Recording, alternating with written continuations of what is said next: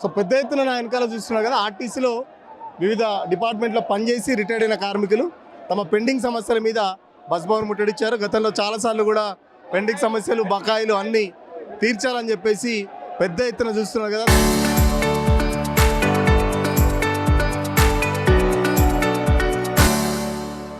దాదాపు 1000-2000కు పైగా కార్మికులు అందుంటారు. ఆర్టీసీలో సుదీర్ఘకాలం పనిచేసిన తర్వాత మాకు రావాల్సిన రిటైర్మెంట్ డబ్బులు కానీ ఇంకా చాలా వరకు ఏదైతే రిటైర్మెంట్ బెనిఫిట్స్ ఉన్నాయో దానికి సంబంధించి అటు గత ప్రభుత్వంతో పాటు ఈ ప్రభుత్వంలో కూడా చాలా వరకు పెండింగ్ ఉన్నాయని చెప్పేసి వాళ్ళు ఆ ప్లకార్డులతో కూడా నిరసన తెలుపుతున్నారు. మాట్లాడించే ప్రయత్నం చేద్దాం. ఏంటి సార్ మీ బకాయిలు ఎంత ఉన్నాయి, ఏం చెప్తారు? మాకు 2017 సంవత్సరాల నుండి మాకు రిటైర్మెంట్ బెనిఫిట్స్ రావాలి. ఒకరొకరికి 10 లక్షల నుండి 20 లక్షల వరకు రావాలి. దాన్ని మొత్తం ఎగ్గొడదామని చూస్తుంది ప్రభుత్వం కానీ మేనేజ్మెంట్ కానీ. మమ్మల్ని ఇవాళ రోడ్డు మీద వేసారు ముసలోళ్ళ మొత్తం. మాకు బీపీ షుగర్లు ఉన్నాయి, మాకు పెళ్లి కాని పిల్లలు ఉన్నారు, ఇంకా మాకు ఇళ్ళల్లో అందరికీ జబ్బులు ఉన్నాయి. దయచేసి మా బకాయిలు మాకు ఇచ్చి మా బకాయిలు మాకు ఇవ్వాలని మేము కోరుకుంటున్నాం మేము మీడియా ద్వారా. ఎప్పుడు రిటైర్ అయ్యారు మీరు? నేను 22లో రిటైర్ అయినాను. ఎంత రావాలి? నాకు దాదాపు ఇప్పుడు 21తో కలిపితే 7-8 lakhs రావాలా. ఈ రివిజన్ అది డిఫరెంట్ ఏరియాస్ అయితే 17ది ప్లస్ 21ది రావాలా మాకు. అసలు యాక్చువల్గా కేసీఆర్దే 17-21 ఓవర్ హయాంలో రావాలి. అప్పుడు ఎవరు ఉండరు? కేసీఆర్ హయాంలో రావాలి. ఆయన ఉద్దరో బకార్లు పెట్టి ఇంత లోతు తీసిపోయిండు. ఈయన వచ్చినాక ఓకే ఆర్టీసీ కార్మికులకు మేము ఎంబడే ఉన్నాము, ఆయన కాదని ఈయన తెచ్చుకున్నాం. ఆర్టీసీ ఇప్పటికి కూడా స్టిల్ ఆర్టీసీ కార్మికులు సపోర్టే ఉంటారు. కానీ ఆయనకు రిపోర్ట్ సరిగ్గా పోతలేదు. ఎందుకంటే ఈ 17-21 ఏదైతుందో ఈయన భుజాల మీద వేసుకొని డిక్లేర్ చేసిండు. ఓకే, అది చాలా మంచి పరిణామము. అందుకనే కదా ఇప్పుడు సర్వీసులు ఉన్న వాళ్ళకి వస్తున్నాయి పైసలు. పాలు పోసిర్రు. మాకు కూడా ఏంటంటే రిటైర్ వాళ్ళం కూడా మాకు కూడా చేస్తే మేము కూడా పాలు పోసి అభిషేకం చేయాలన్న కోరిక ఉంది. ఇది ఒక మైనస్. ఆర్టీసీ సంబంధించింది ఏంటంటే పెద్ద మైనస్ ఇది పోతుంది. ఇది ఒకటి మైనస్ అవుతుంది రేవంత్ రెడ్డి గారికి. ఇది ఒకటి పెద్ద ఇది కాదు. ఆయన తలుచుకుంటే ఎన్నో సంక్షేమ పథకాలు, ఎన్నో స్కీములు, అసలు ఇట్లా అంటే ఆ నమ్మకం ఉంది మాకు. అందుకనే కదా ఇప్పుడు ఎవరు కూడా ఇదే ఫస్ట్ టైం ఆయనకు వ్యతిరేకంగా ఆర్టీసీలో ఏది ముసలోళ్ళం రిటైర్ ఉద్యోగులు. కాబట్టి సానుభూతితోని, ఎందుకంటే ఈ ఏజ్లో అవసరమా అండి? ప్రతి ఒక్కరు 300 మంది బీపీలో షుగర్లో గోళీలు వేసుకొని ఉండరు. ఇవాళ అసలు ఇటువంటి నువ్వు ఎక్కడన్నా వృద్ధులు చేయంగా చూస్తారా మీరు? అంటే ఓపిక నశించింది. మేము కూడా ఇంతకుముందు చేసినాము, 2 సార్లు చేసినాము. ఓపిక నశించి ఇక తప్పని పరిస్థితుల ప్రతి ఒక్కరు రిటైర్మెంట్ డబ్బుతో మీరు ఏం ప్లాన్ చేసుకున్నారు? మీకు ఎంత రావాలి? అవునండి, మా పిల్లల పెళ్ళిళ్ళు అవన్నీ ఇప్పుడు మేము 60 ఏళ్ళు దాటినాం కదా, 60 ఏళ్ళకి వచ్చాము. మా పిల్లల పెళ్ళిళ్ళకు వాటికి వీటికి మేము అన్నీ ఆల్రెడీ పెళ్ళిళ్ళు అయ్యాయి. వాటికి అప్పుడు అప్పులు చేసాం. మా ఇల్లు కట్టుకుందాం అనుకున్నాం, కొంత అమౌంట్ తీసుకొచ్చి పని చేసుకున్నాం. అయితే మా నమ్మకం ఏంటంటే మా రిటైర్మెంట్ అయిన తర్వాత మా డబ్బులు మాకు ఇస్తారని అనుకున్నాం. ఇప్పుడు మా అందరం కూడా ఇప్పుడు ఇక్కడ వచ్చి ఇక్కడ అందరూ కూడా మొత్తుకునేది ఏంటంటే మాకు 2000 మేము రిటైర్ అయింది మొన్న రిటైర్ అయ్యాం. కొందరు 22లో రిటైర్ అయ్యాం, మొన్న 25-26 దాకా వచ్చారు. మేము 22లో రిటైర్ అయ్యాం. వీఆర్ఎస్ కింద రిటైర్ అయ్యాం, వాలంటీర్ రిటైర్మెంట్ తీసుకున్నాం. మేనేజ్మెంట్ ఏమన్నదంటే మీరు నెల రోజులలో పెట్టుకోండి, అందరికి మీకు వీఆర్ఎస్ ఇస్తామంది. 22 ఆగస్టులో మేము ఒక 400 మంది 450 మంది రిటైర్ అయ్యాం. రిటైర్ అయితే మమ్మల్ని రిటైర్మెంట్ నాటికి మా స్కేలు 2013 పే స్కేల్ ప్రకారం మాకు సెటిల్మెంట్స్ చేశారు. అది కూడా విడతల వారీగా చేశారు. మాకు అన్నది ఏంటంటే 3 నెలల్లో ఇస్తా అన్నారు, విడతల వారీగా ఇచ్చారు. తర్వాత ఏమైంది, మాకు ఇప్పుడు తర్వాత 2017 pay scale 2021 pay scale declare చేసి ఇన్ని సర్వీసు వాళ్ళకి ఇంప్లిమెంట్ చేశారు. మాకు రిటైర్మెంట్ వాళ్ళందరూ రోడ్డు మీకు ఎక్కింది. ఎందుకంటే మాకు 2017 పే స్కేల్ సంబంధించిన ఏరియర్స్ ఇవ్వండి, డిఫరెంట్ సెటిల్మెంట్స్ ఇవ్వండి, 2021 పే స్కేల్ ఇవ్వండి, దాని different settlements gratuity difference PF difference ఇవి వస్తాయి కదా, అవి ఇవ్వండి అని మేము రోడ్డు మీకు ఎక్కి ఎండీ గారికి ఎన్నోసార్లు రిప్రజెంట్ చేసాం. ఇప్పుడు ఉన్న ఎండీ గారికి 3-4 సార్లు 10 సార్లు కలిసాం. కలిస్తే ఆయన ఒకసారి హామీ ఇచ్చాడు, మార్చి 25 నాడు, మార్చి నెలలో చివరికి మేము పేమెంట్ చేస్తామన్నాడు. కానీ ఆ మాట మీద నిలబడలేదు. తర్వాత మళ్ళీ ఎన్నోసార్లు చెల్లపసుపోన్ అయింది. ఇవాళ వచ్చాం మళ్ళీ. ఇప్పుడు మహాలక్ష్మి మాకు ఉన్నది ఎంత అండి? మాకు ఒక 850 కోట్లు ఇస్తే అందరికీ 17,000 మంది కార్మికులు కానీ అధికారులు కానీ ఎవరైనా కానీ అందరికి కలిపి 850 కోట్లు ఉన్నాయి. ఇప్పుడు గవర్నమెంట్లో రిటైర్ అయిన ఎంప్లాయీస్కు రేవంత్ రెడ్డి గారు 6,000 కోట్లు డిక్లేర్ చేశాడు 100 రోజుల్లో ఇస్తా అని. మొన్న చివరి విడత 2,000 కోట్లు కూడా ఇచ్చాడు, 6,000 కోట్లు ఇచ్చాడు వాళ్ళకు. మరి మాది పెద్ద లెక్క కాదు కదా విషయము. మాకేంటంటే మహాలక్ష్మిలో ఉన్న డబ్బులు రీఎంబర్స్మెంట్ కూడా పూర్తిగా చేయడం లేదు గవర్నమెంట్. అందులో 850 కోట్లు అనేది మాకు 2,000 కోట్లు రావాలి, ఇంకా డిఫరెన్స్ అమౌంట్. అందులో 850 కోట్లు ఇచ్చినా కానీ ఒక 2 విడతలు ఇచ్చినా కానీ మా అందరికి పేమెంట్స్ అయిపోతాయి. కాబట్టి ఇప్పటికైనా ముఖ్యమంత్రి గారు మా అందరికీ రిలీజ్ చేసి ఇప్పుడు ఈ డబ్బులు పనిచేసిన వాళ్ళు సార్ రిటైర్మెంట్ అయ్యి డబ్బులు రాక 300 నుంచి 400 మంది చనిపోయారు సార్, చనిపోయారు.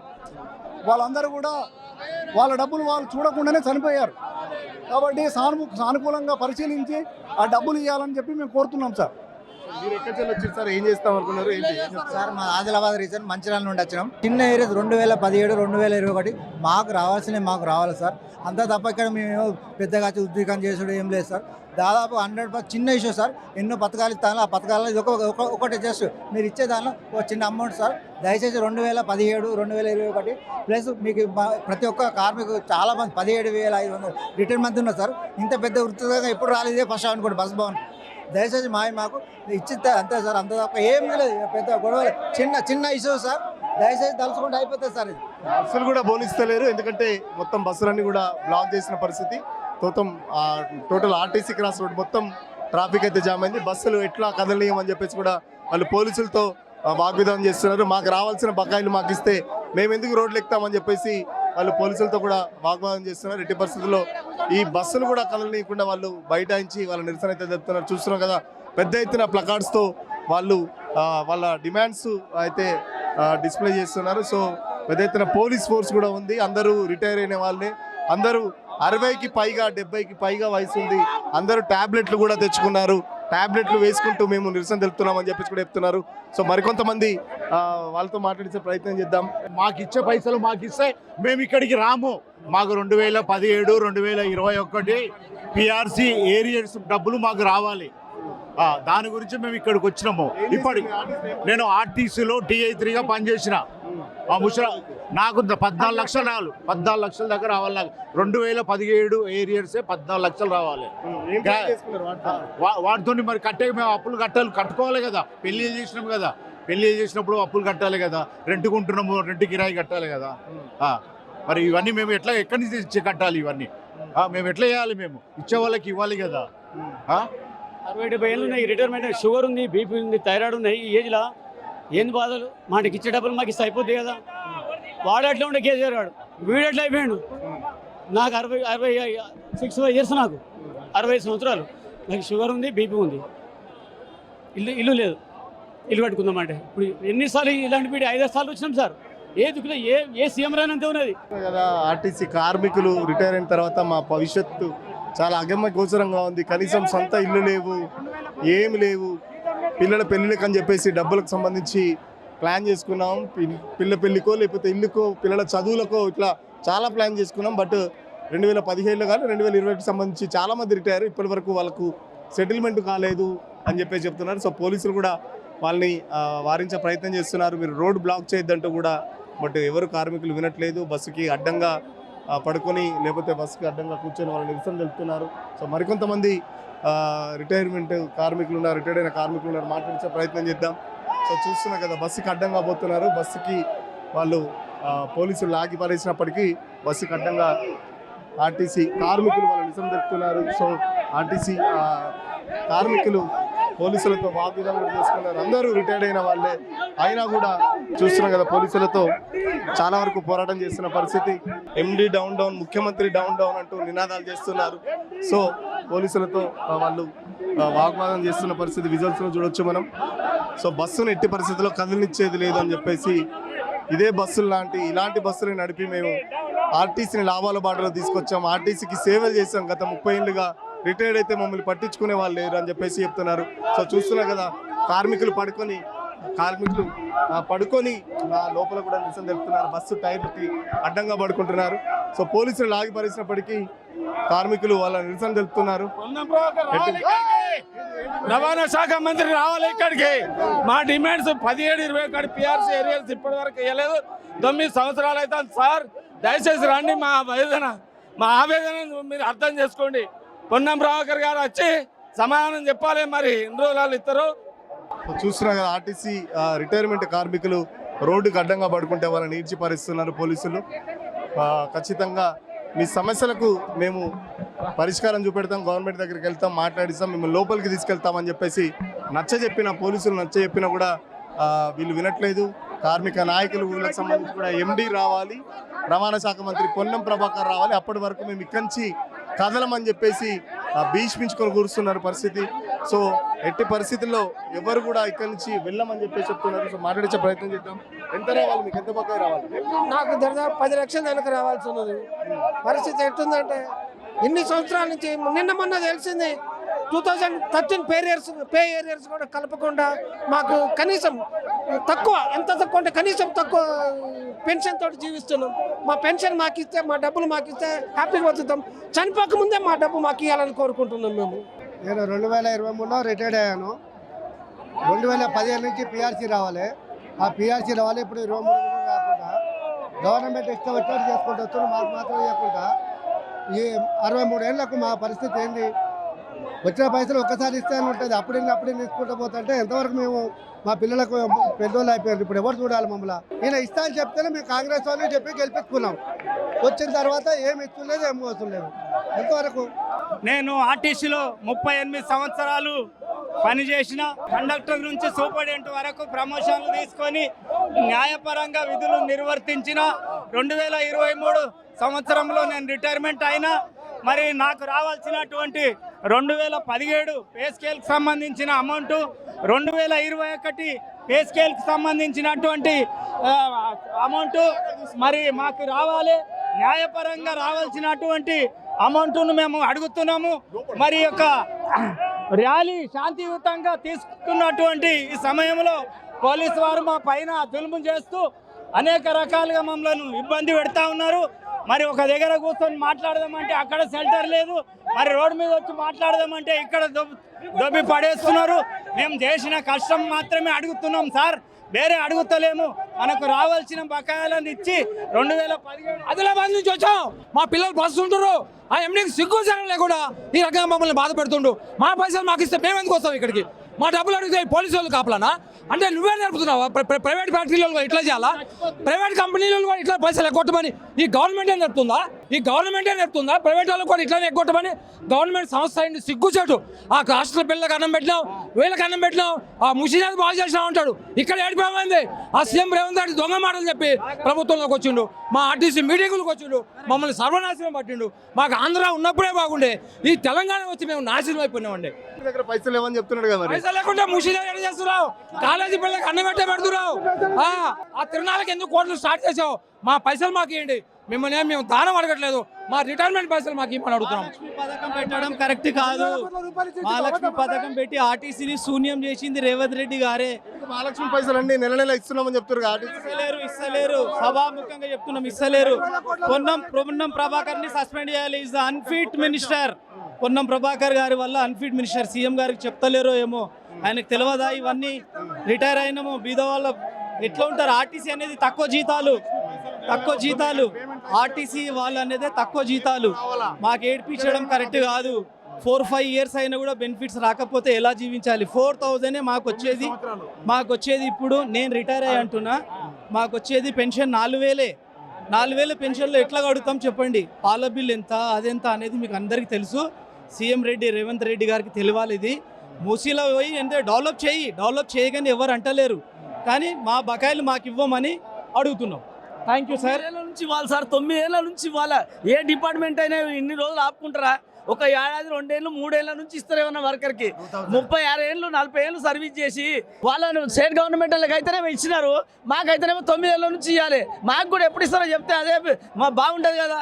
30 ఏళ్ళ నుంచి చేసి ఇంకా కొట్లాడాలంటే ఎట్లా బతారు అందరూ? ఎట్లా ఉంటారు? పిల్లల పెళ్ళిళ్ళకి వచ్చే అందరు అప్పులు చేసి బిల్డింగ్ ఇల్లు కట్టుకోవాలా? ఇవన్నీ ఇడిచిపెట్టి 9 ఏళ్ళ నుంచి బకాయిలు ఇవ్వకపోతే ఎట్లా బతారు అందరూ? ఇది అన్యాయమేది స్టేట్ గవర్నమెంట్. ఇది అధికారులను కలిసిరా, మంత్రులను కలిసినాము. ఎండి కానీ ట్రాన్స్పోర్ట్ మినిస్టర్ పొన్నం ప్రభాకర్ కానీ అందరికి ఇచ్చినాం వినతి పత్రాలు, అందరికి ఇచ్చినాం.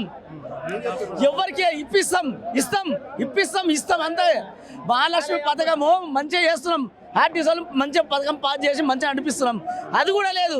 గవర్నమెంట్ స్కీము మహాలక్ష్మి పథకం అందరికీ చేస్తే పైసలు ఉన్నా లేకపోయినా మాకు ఇచ్చినా ఇవ్వకపోయినా బాగా చేసి నడిపిస్తున్నాం. ఆర్టీసీ ఏమైనా లాస్ ఉందా? మీ డబ్బులు మీకు ఎందుకు ఇస్తలేరు? మరి పైసలు ఏమన్నా తక్కువ ఉన్నాయి ఆర్టీసీ దగ్గర? ఆఫీసర్లు కావాలని ఆఫీసర్లు ట్రాన్స్పోర్ట్ మినిస్టర్ చేయడమే.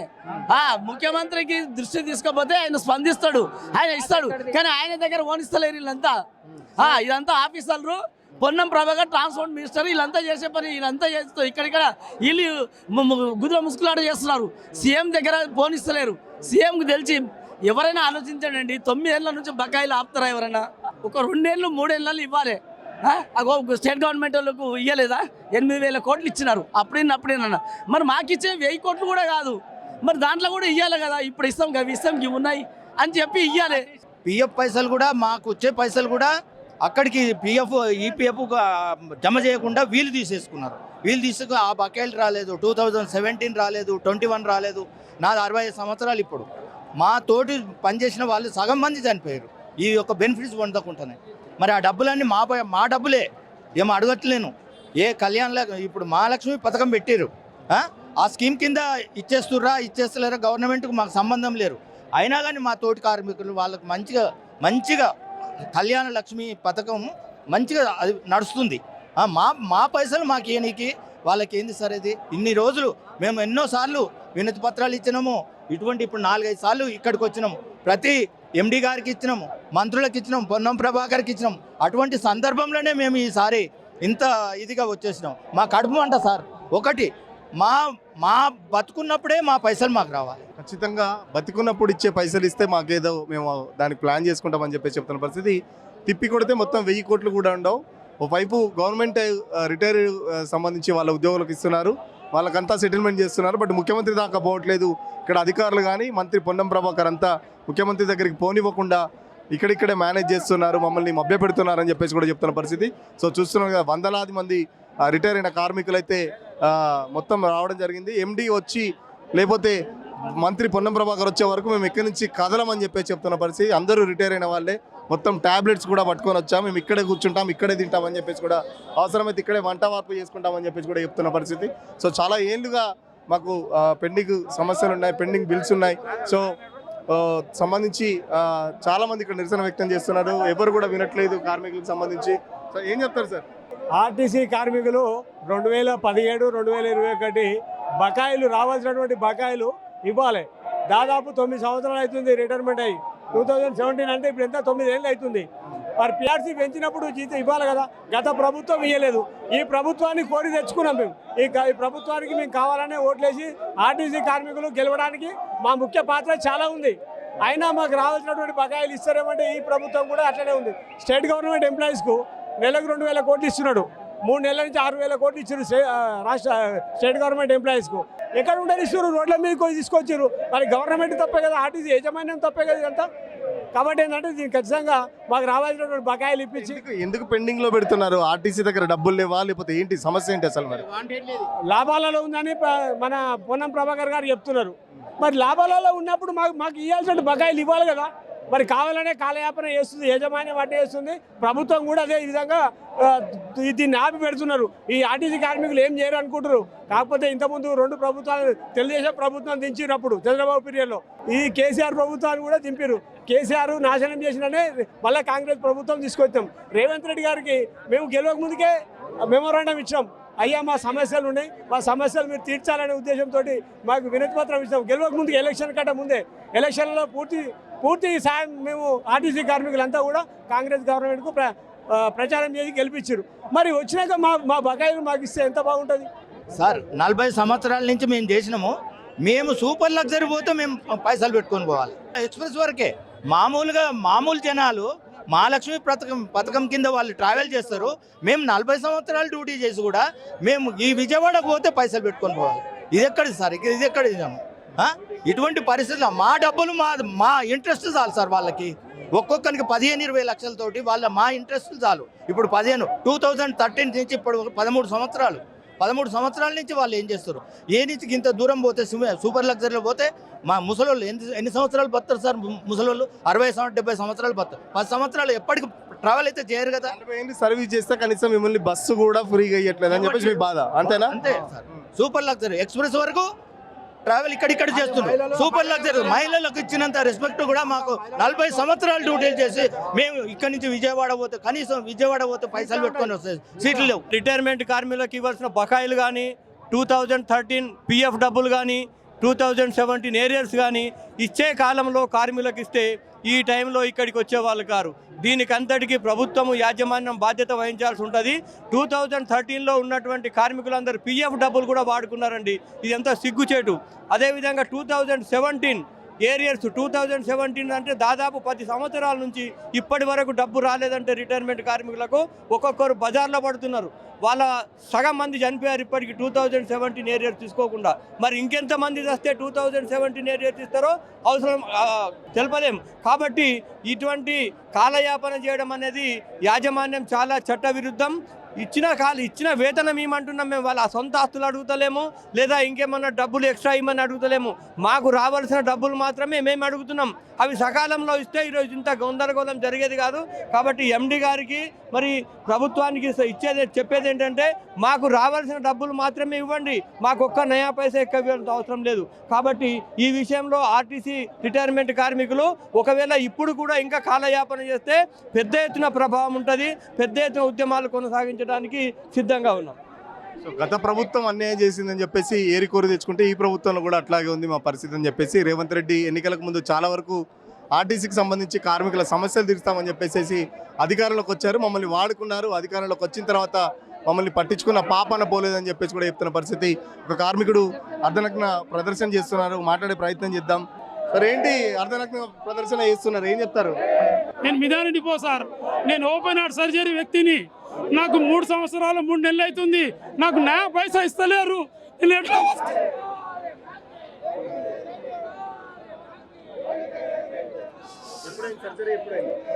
12 ఇయర్స్ డబ్బులు ఇస్తలేరు సార్. ఎట్లా బతకాలి మేము? మాకు పెన్షన్ కూడా తక్కువ ఉంటుంది RTCకి. ఎన్నిసార్లు వచ్చినా ఒప్పుకోట్లేరు, ఎన్నిసార్లు వచ్చినా మా మీద స్పందన వస్తలేదు. ఎంతో ఖర్చు పెడుతున్నారు. రిటైర్డ్ కార్మికులకి ఎన్నికలకు కష్టమవుతుంది. నాకు 12 నుంచి 15 లక్షల రూపాయలు రావాలి. నా పిల్లల పెళ్ళిళ్ళు ఎట్లా చేయాలి నేను? మా బతుకు తెరువులు మా గురించి చెప్పడు కొద్దిగా. ఒక్కొక్కరు 35 సంవత్సరాలు కష్టపడి మోకాళ్ళ బలాలు పోగొట్టుకొని ఎంత బాధపడుతున్నాం. యాజమాన్యానికి ఇంకా బుద్ధి లేదు. అందరం డ్రైవర్లే రిటైర్డ్ అయినాం. కారణాకపోతే 400 కిలోమీటర్లు చేస్తాం. ఒక్క నెల మందులు ఇవ్వటంలో సరిగా 400 కిలోమీటర్లు. ఏంది మా పరిస్థితి? మా పిల్లల పరిస్థితి ఏంది? డ్రైవర్ సమస్యలు ఎట్లా ఉంటాయి? ఇప్పుడు రిటైర్డ్ అయిన తర్వాత మీకు హెల్త్ ఇష్యూస్ ఏమొస్తాయి? కంటిన్యూగా డ్రైవింగ్ చేస్తూ ఉంటారు, గంటలు ప్రయాణిస్తూ ఉంటారు. సో ఎలాంటి హెల్త్ ప్రాబ్లమ్స్ వస్తాయి మీకు? సీటు మీద కూర్చొని తిని అది అరగక BP షుగర్లు వస్తే డ్రైవింగ్ చేసుకుంటూ 24 గంటలు కష్టపడుకుంటూ 100 మందిని బస్సులో ప్రయాణం చేసుకుంటూ ఇంత తీసుకొచ్చి లాస్ట్ రిటైర్ అయినాక మా సొమ్ము మాకు ఇవ్వడానికి కూడా ఇవ్వట్లేదు ఈ ప్రభుత్వం. తారనాకపోతే మందులు లేవు, హాస్పిటల్ పోతే మందులు లేవు. నాకు 6 సెంట్ పడుతుంది. తారనాకపోతే మందులు ఇవ్వట్లేదు. లీవ్లో డబ్బులు రావాలి, వాటి కోసం తిరిగితే ఇవ్వట్లేదు. 2 పేసుకెళ్ళి రావాలి. నేను రిటైర్ అయ్యి 2 సంవత్సరాలు. నా పిల్లలు పెళ్లి చేయాలి, నా పిల్లల్ని చదవాలి, నా భార్యని చదవాలి. రూపాయలు లేకుండా నేను బతకాల. ఈ ఇమ్మని అడితే ఇంతవరకు గచ్చంతరం లేదు. మేము ప్రభుత్వాన్ని కోరుతున్నాం. మేము ప్రభుత్వం మీద ఏం చేయట్లేదు. సజ్జారు ఉన్నప్పుడు కదా మందులు ఇచ్చేవాడు. ఇప్పుడు ఈ నాగేశ్వర వచ్చినాక అసలు ఏం గచ్చంతరం లేదు. నాగేశ్వర వచ్చినాక అసలు ఇంతవరకు ఏం లేదు. ఇప్పుడు మేము ఎట్లా బతకాలి చెప్పండి? మేము ఏ రకం బతకాలి దీనికి? మొత్తం అందరికీ BP షుగర్లే. ఇక్కడ వచ్చిన అందరూ కూడా BP షుగర్లే. అందరికీ హార్ట్ సర్జరీలు, మోకాల నొప్పులు, మొత్తం బాధలే ఉంటాయి. ఇప్పటికి పూర్తిగా ఉద్యోగంలో మమ్మల్ని అనకపోతే ఉండేందుకు లేకెందుకు? మాకు ఇవి చేసి లాభం ఏంది? ఉన్నోళ్ళు చచ్చిపోయేటోళ్ళకి ఇవ్వాలి కానీ ఇప్పుడు బతికినోళ్ళకి ఈ విధంగా నా సార్ మమ్మల్ని కష్టపెట్టుడు. ప్రతి డిపోలో 20-30 మందికి ఇదే ఆపరేషన్లు. టెన్షన్ పడలేక, ఇవ్వలేక, ఫుడ్ తినాక, లైన్ మీద టైంకు ఫుడ్ తినాక, ఎండ అనక, వాన అనక, మా అన్నం తినేది బంద్ చేసినాం. మొత్తం మందులు తింటున్నాం. రోజు 15 టాబ్లెట్ వేసుకుంటున్నాం. ఉన్న కిడ్నీలు పోతున్నాయి. ఒకరు కిడ్నీలు పోయి చచ్చిపోతున్నారు. చూస్తున్నా కదా, దాదాపు అందరూ ఏదో ఒక హెల్త్ సమస్యలతోని బాధపడుతున్నారు. దాదాపు అందరికీ హార్ట్ సర్జరీలు కానీ, లేకపోతే చాలా వరకు మోకాల నొప్పులు ఉంటాయి, చాలా వరకు BP షుగర్లు ఉంటాయి, టైంకు తినరు, కంటిన్యూగా ట్రావెల్ చేస్తుంటాం. సో మోకాల నొప్పులు, కీళ్ళ నొప్పులు ఇవన్నీ ఉంటాయి. సో మా బెనిఫిట్స్ డబ్బులు మాకు ఇచ్చేయండి, మేము ఎక్కువ తక్కువ ఏం అడుగుతలేము. మాకు ఇచ్చే డబ్బులు మాకు ఇస్తే మేము ఏదో ప్లాన్ చేసుకుంటాం. బట్ గత 10 ఏళ్ళుగా అటు గత గవర్నమెంట్లో చూస్తున్నా డబ్బులు రాలేదు. సో ఈ గవర్నమెంట్ వచ్చిన తర్వాత మమ్మల్ని వాడుకొని RTC కార్మికులకు అన్నీ చేస్తామని చెప్పేసి ఏదైతే ప్రభుత్వం కాంగ్రెస్ పార్టీ మాటలు చెప్పింది, ఆ మాటలు మాత్రం బయటికి వెళ్తే మాత్రం గ్రౌండ్ లెవెల్లో మాత్రం చాలా శూన్యంగా అవపడుతున్నాయని చెప్పి చెప్తున్న పరిస్థితి. ముఖ్యంగా RTC MD, ప్రస్తుత MD నాగిరెడ్డి మీద కూడా పెద్ద ఎత్తున ఆరోపణలు చేస్తున్నారు. కనీసం తారనాక వీళ్ళకి సంబంధించి RTC హాస్పిటల్ ఉంటే అక్కడ పోతే రిటైర్మెంట్ కార్మికులు కూడా సరిగా చూసుకోవట్లేదు. కనీసం ఒక మందు గోళీలు కూడా ఇవ్వట్లేదు. బయట కొనుక్కుంటే వేలకు వేలు అవుతున్న పరిస్థితి. పెన్షన్ డబ్బులు ఏమో 4,000 వస్తాయి, మందులకు పెట్టుకోనా, ఇళ్ళకి పెట్టుకోనా, ఇంట్లో ఖర్చులకు పెట్టాలని అర్థమవుతలేదు. ఇప్పటికైనా గవర్నమెంట్ దిగొచ్చి వెంటనే మా పెండింగ్ బిల్స్ అన్ని క్లియర్ చేయాలని చెప్పేసి ఆర్టీసీ డ్రైవర్లు రిటైర్మెంట్ ఎంప్లాయీస్ కోరుతున్న పరిస్థితి. వీడియో జర్నలిస్ట్ వినయ్తో సురేష్, ఆర్టీసీ క్రాస్ రోడ్ నుంచి RTV కోసం.